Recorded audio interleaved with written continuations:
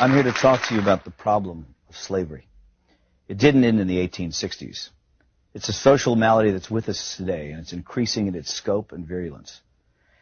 The desire to enslave our fellow man is unfortunately intrinsic to the human character.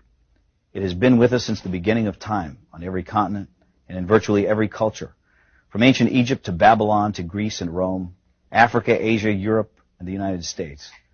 Germany and Japan openly practiced widespread slavery only 50 years ago, and the Soviet Union until less than a decade ago. China even today. It's a disease of our human nature, and yet people are under the impression that it no longer exists. I say to you that in a subtle form it exists in America today, and it's becoming less subtle and more manifest. Madison Avenue has just cleaned it up a little bit, dressed it up in new words. The slave master is now Big Brother, someone to protect you, someone to confide in. But it's all the same. He owns your life. This may sound far-fetched, but I think I can prove it. When the IRS allows you a tax deduction, they and their congressional collaborators and the media call it a tax subsidy. In other words, they designate it as a gift to you, a subsidy. The only way they could conceive this terminology is by presupposing that they, i.e. the government, own all the money. Their view is that they're entitled to it all, that which they allow you to keep is their compassionate and generous gift to you. How can this be? You create the money by your efforts, your sacrifice, your creativity, your risk-taking. So how can it belong to them? It's very simple. They own you. They own everything you produce, your money, your house, your thoughts and ideas, your children.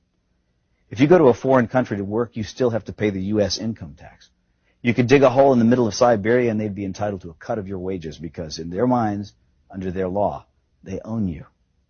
They create arcane and esoteric laws to criminalize you. You may try, but you can't obey them. You can't even understand them without a lot of professional help. You have to run around slavishly collecting little pieces of paper, receipts, 7 years of detailed financial records because you might be called on to give an account of yourself to the big boss man. And if you've made a mistake, he can take everything you have. He loves it that way. That's total power over you, slavery. I don't remember when we, the people, signed over ownership of ourselves. It just gradually happened by them taking more and more of our freedom. But here's the worst part. It's really only just begun. In this modern age, the information age, getting your money is not enough, even though money, don't let anyone deceive you, is the material source of your freedom. Now, however, they want your mind. If you deviate in your thinking, if you commit one of the 10,000 taboos, and they perceive your actions as a threat, they'll come out and kill you. It was the thought police who killed the children at Waco and Ruby Ridge. Neither David Koresh nor Randy Weaver, whatever things might be said about them, had ever mugged anyone, robbed a 7-Eleven, or committed forcible rape or murder. But they did have unorthodox views, and therefore it was necessary to round them up and deal with them. Whatever their crimes were, they could have been arrested and tried openly in a court of law. But that was not the aim of certain factions in the government. These statists wanted a massive demonstration of force to show who was boss.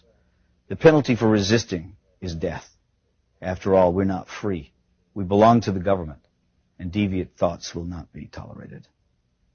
In the aftermath of the horrible Oklahoma City bombing, government propagandists tried to intimidate the people into silence by recklessly linking criticism of the government to acts of murder. Some people ask, how can you fear your government and claim to love your country? Our response is, how can you love your country without fearing your government? Who else holds a counterfeit license to kill, incarcerate, and confiscate for non-crimes? Remember, America is about liberty first and last, not obedience to bureaucrats.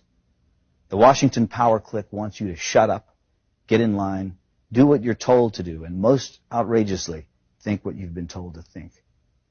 We have hundreds of politicians and thousands of lobbyists crawling all over Washington, thinking of ways to control you, to extend their will over you, to subvert your freedom and replace it with their will, to capture, that is, to steal your life force. And so we should all be very angry, because anger is the engine that drives our will to resist. And without resistance, without awareness, they will take it all. That's not just politically perverse. It's a sin against mankind, because freedom is actually sacred. Drop an ant into a jar and seal the lid. It will spend the rest of its life trying to get out. It has nowhere to go, but it wants to be free. That is its nature. It's the way every living thing is made. Once, a long time ago, I saw something at the zoo, a wolf lying in its cage. I thought about how this magnificent animal was the end product of millions of years of evolutionary design. A nose that could detect the faintest scent, ultrasonic hearing, eyes that could see in the dark, teeth and jaws capable of crushing thick bone, heart and lungs that could run him for hours in a sub-zero blizzard. And yet there he was, lying forlorn and full of despair. He was well fed. He had a clean habitat and water and medical care. So what was the problem? He was sick with the knowledge that his wonderful powers would never be exercised again. And so he lay there, his head on his paws, staring blankly ahead at perhaps some imaginary forest that he could never reach because there were bars around him. They had not killed his body, but they were destroying his soul. God gave Adam and Eve freedom, even though he knew they would invite death into the world. That's how important freedom is in the divine scheme of things, and that's why we urge you to defend it always.